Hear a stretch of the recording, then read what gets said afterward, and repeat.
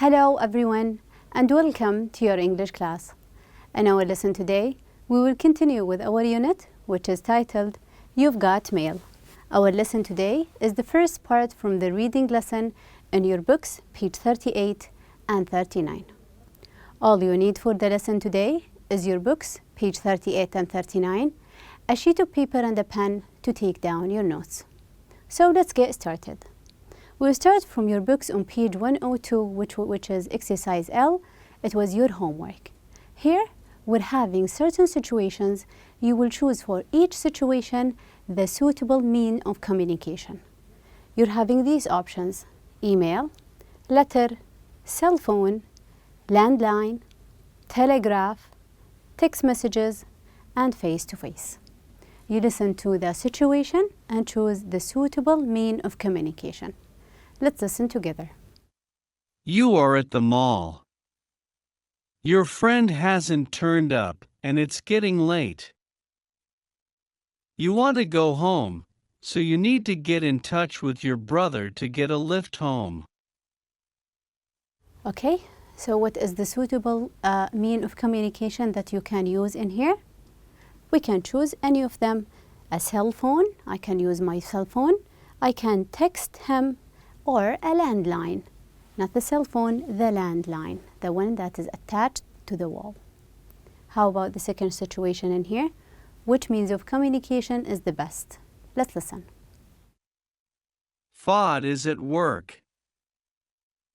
He wants to let his family know that he is going to be late, but he can't use his cell phone and someone else is using the phone in the office.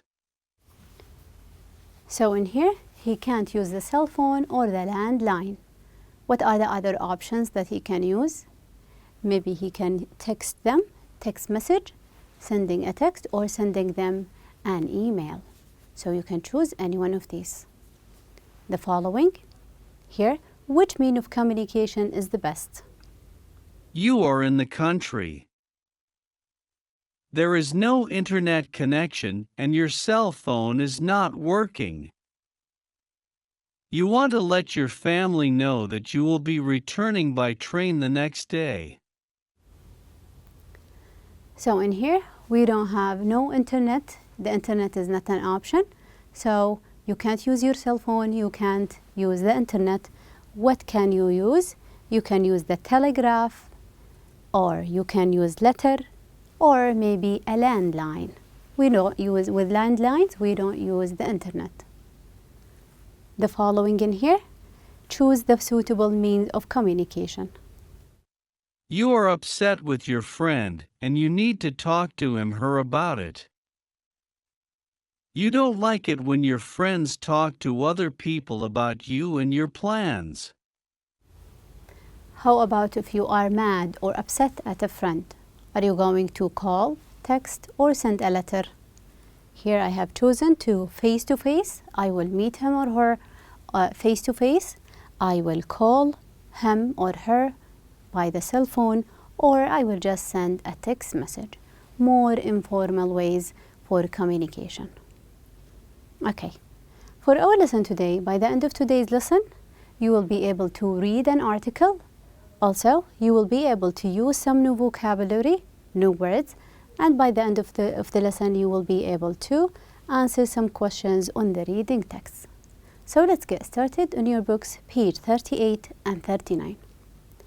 At the beginning in here, I will ask you this question. Think about a way of communication. We will take only one of them. What are the advantages and the disadvantages? The things that are so good about it and the thing that is not so good. Which one would you choose? Let's choose email, for example. What are the advantages and what are the disadvantages? The good side about the email that I can write everything, a lengthy or a very long email or message. Also, I can as well attach photos, pictures, maybe a document. You can add everything. However, the worst thing, or let's say the disadvantage, this thing that is not so good about it, is that it takes a long time. It takes people long time to reply to emails. It is not instant at the moment. How about calling, texting, and maybe face-to-face communication? What's wrong with these means of communication? What is so good and what is wrong with them? Okay, speaking about the means of communication, we're going to speak about the history. Can you think about old means of communication? Before the internet, before landline, what did people use to communicate with each other? I have made my own research and found out that people used they use smoke. Fire, smoke, then they will use the smoke. It goes up, then it will send messages far away. Also, we're having birds, hummingbirds. These birds are going to carry letters from one place to the other. They will transport them. We're having as well as the idea of letters, writing letters, then to the mailbox, sending them. However, these will take long days, maybe weeks or months. Then we're having the instant, which is the telegraph. It uses the beeps, short messages that are going to be sent, such a code, a kind of a code. Then we came into the idea of the internet, cell phones, emails, and others. Then, nowadays, the most common one is the idea of text messages. At the moment, once you click send, the other one is going to receive it and read it. And I believe that you can come up with many others, maybe fire, we're having the Morse code, which is the telegraph, and many, many others. Okay, now in your books, page 38 and 39, I want you to scan the two pictures, 38 and 39, and find the answers for the following questions. What is the title for the whole text? You will find it on the top of page 38. It is actually From Smoke Signals to Email. So the history, the timeline, smoke signals to email, keeping in touch. How many paragraphs? Count them, starting from the whole page 38. They are actually 5 paragraphs. We're having 5 paragraphs. What do the pictures show? At the beginning here, first is a drum, which you're going to, it gives you a sound. And the other one, we're having a man lighting fire, and you can notice the smoke as well. Okay, so these they are. We're going to take these one by one, and each time you will come up with the main idea in the paragraph. Listen, just the general idea, no details, just the general idea. Let's listen to the first one, and you will tell what is the main idea of this paragraph. What are we about to read about? Let's listen. From smoke signals to email, keeping in touch. From the Stone Age to the present, people have shown a desire to send messages to one another over long distances. Okay, so the first or the introductory lines is about to tell us what the whole text is going to be about. So we are going to speak about the history of communication, starting from smoke until today's let's say mean of communication, which is email.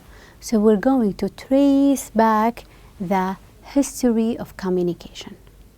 Let's continue with the first paragraph. In here, it starts in ancient times. What is the main idea of this paragraph? Listen and tell. In ancient times, according to one story, a chain of fires on mountain tops was used to relate the news of the fall of Troy to people in Greece. In the past, native people in the Americas used smoke from fires to transmit messages. They developed a code, in which certain combinations of smoke rising had special meanings. For example, 2 parallel columns of smoke indicated the successful return of a war party. So in here, what does it tell us? This paragraph is about how in ancient times, in ancient times, they communicated with each other. No telephone in that time. So they used fire and smoke, and they had their own code.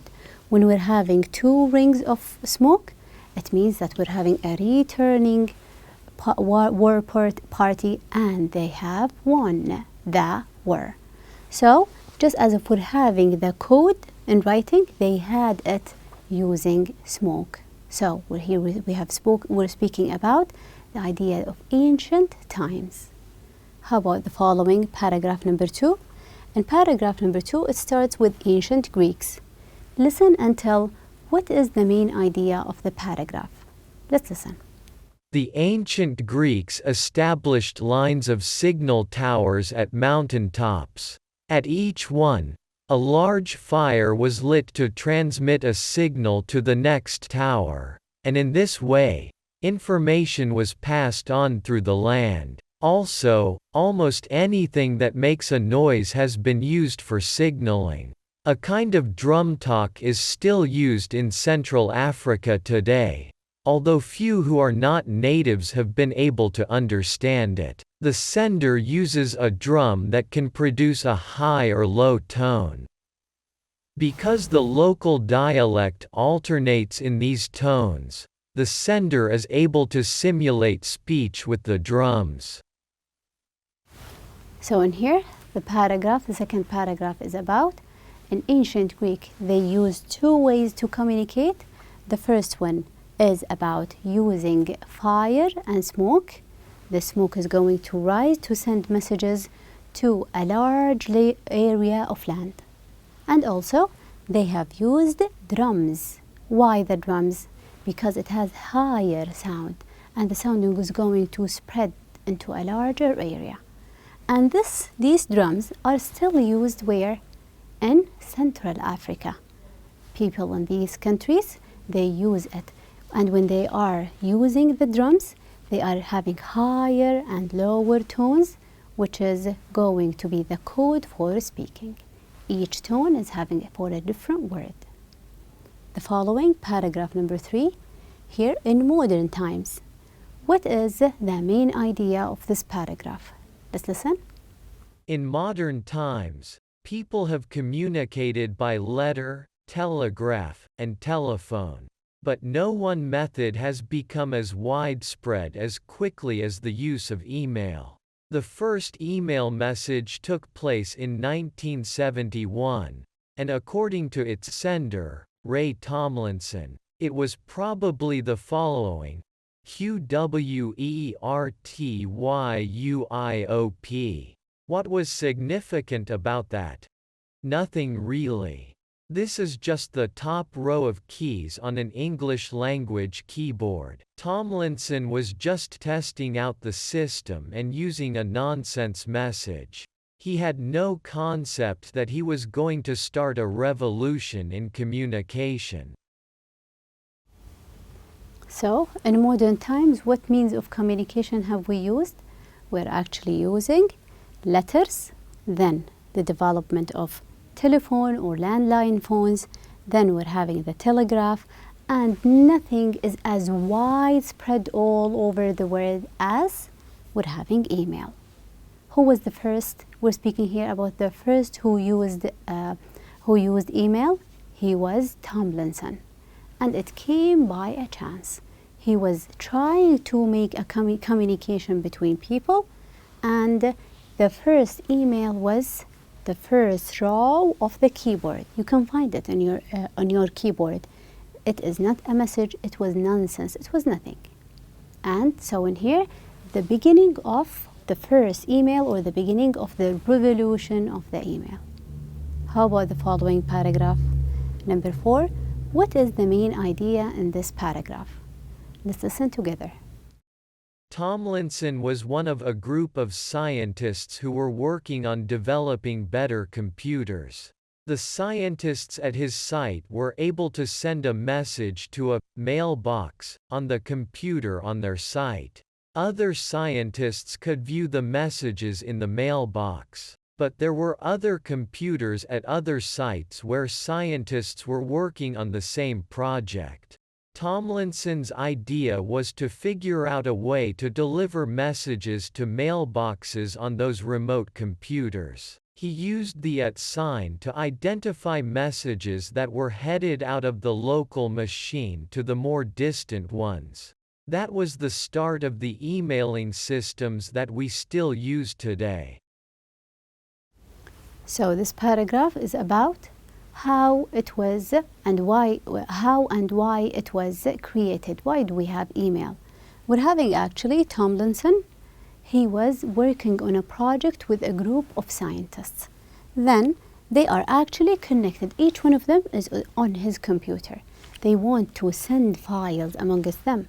Some of the scientists are actually not within the same room. They are in other sites, maybe other cities. And he wants to send files and documents to those people. And what did he do? He tried to use the @ sign, and you can notice it in here, the @ sign, to send an email from one computer and to the other, from his computer to other people's computer. And while he was trying, he was successful doing that. The last paragraph, number 5. What is the main idea of this paragraph? Let's listen together. At first, the number of people on email was small, but by the end of the 20th century, there were 263 million email boxes.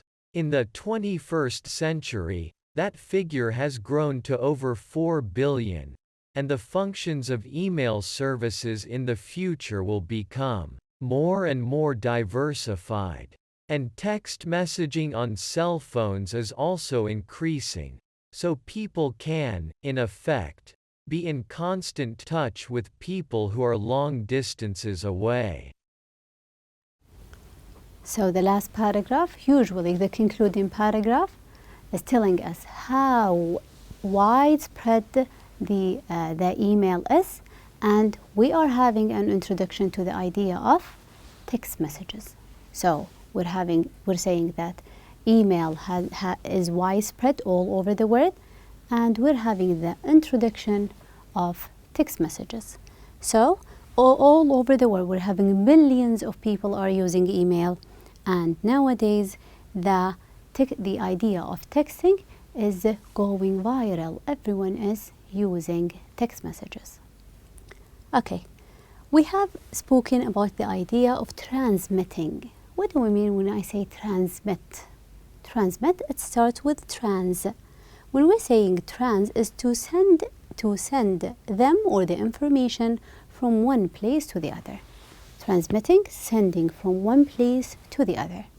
And what is telling us that we are sending things across? It is actually here the beginner or the prefix, which is trans. Here, trans, it gives you the sense that we are sending something across from one place to the other. Like the words transport, to carry people across from one place to the other. Also, transatlantic, moving people or moving through the Atlantic, across the Atlantic. And also, transcend, to climb across. Trans, it means across or moving from one place to the other. And you can come with many other examples. Okay. Some of the fun facts that we're having in here is the Morse code. Morse code is, what is based on Morse code is actually the telegraph. What does it use? Here we're having Morse code. It sends messages using rhythm. Rhythm, it means just like the sound. So the basic idea is actually from the drums, the old ones. We're having letters, numbers, punctuations, and they are all represented by a combination of sounds and pulses referred as the dots and the dashes. So the language is all about dots and dashes. You can notice them in here, a dot and a dash. And each one symbolizes a letter or a number. Even full stops, commas, question marks are having their own symbols. It was created by Samuel Morse in the 1840s and was widely used for radio communication in the 19th and the 20th century. Widely used for radio communication for ships. Those who will go deep in the ocean, they will use it to send SOS messages or danger messages. How about the other one, which is you are more familiar with, which is the telephone. Who invented the telephone? He is Alexander Graham Bell. He was the inventor of the telephone. He was actually awarded the first US patent for the telephone in 1879, so in the 19th century. Also, ironically, he himself said, it has been said that he said no to have a telephone in his study because it disturbed him and disturbed his research. So he invented it, however he didn't use it because he said it is disturbing for him. What do you think? How do you think he will react if he had a cell phone nowadays? Maybe he won't use it anymore. Okay, let's complete these sentences in your book's page 39. Complete the following sentences from your understanding of the reading.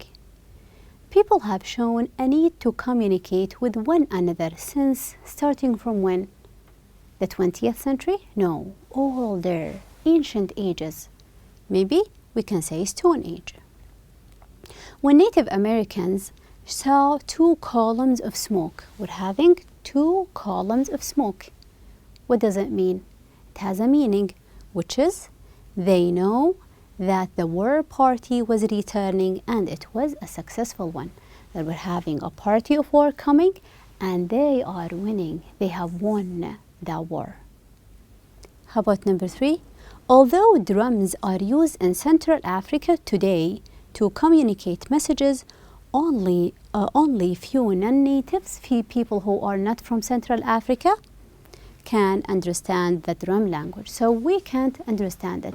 Very few people can understand it if you are not from Central Africa. Number 4, when Tomlinson sent his first message he was not thinking of, he sent the first line or row of the keyboard. He didn't know that he is about to start a revolution in communication. Revolution, it is about to change the word or to change the history. He had changed everything in communication. Although email only began in the 1970s, at the beginning, or let's say in the 20th century, by the end of the 20th century, how many do we have using the email? There were 263 million email boxes. So less than 100 years and we're having more than 200 million people using email. Number 6, nowadays millions of people are used to do what? They are used to being in constant touch with people who are long distances away. Think about yourself. Can you resist the idea of texting or sending instant messages? No, we can't do this because we want to communicate with others at the moment. That's why we're having the idea of texting. We are having texting. Okay, for your homework, I want you to come up with an answer for this one. How do you communicate with different people?